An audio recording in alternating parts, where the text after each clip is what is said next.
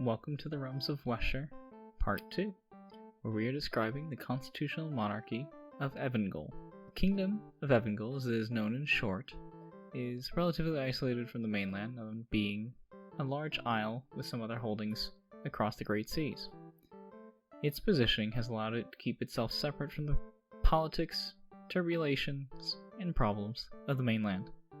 However, this isolation does not come on without its own drawbacks, as it is completely reliant upon naval power for its access to a majority of resources of which it cannot produce itself. While it is rich in lumber, coal, and other important minerals that are crucial to the building of ships, shipyards, trains, and other associated technologies, it is unable to produce large amounts of grain, foods, and other exotic resources that its very wealthy population require, demand, and seek out. This has caused the island chain and its populace to be relatively snobbish by comparison to the impoverished and famine-plagued people of the mainland. The Kingdom of Evengul has allowed to protect itself from any incursions due to the size of its major navy, which dominates many of the seas beyond the Realms of Weshur itself, but as well as the coastlines nearby. Due to the rising power of the Republic of Repullika, it has increased its naval budget and sailors, and has drafted many of its populace into the service of the seas rather than any armed forces, as the government deems it far more important to contain the ideas and revolutionary senses of the new republic to the mainland and prevent its populace from being affected.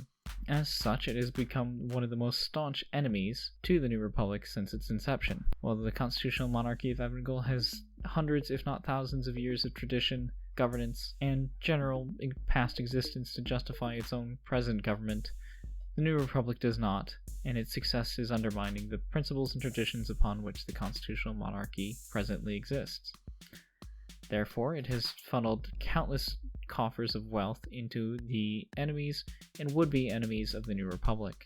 While its sea power has been able to defeat that of the republic on numerous occasions, preventing the republic from ever accessing the naval routes, it cannot challenge the new republic's armies in the field. As the Kingdom of Evengul's forces are well trained, they are low in number, making them an efficient and strong fighting force in isolated areas and expeditions, rather than full frontal conflict in modern days of conscription. Therefore, the funneling of its wealth and sea power has gone to those nations such as Weshur, Skulii, Avigrad, occasionally Verskun, and Nivelle. Each of these nations has received at some point in time money, resources, and promises from the Kingdom of Evengul.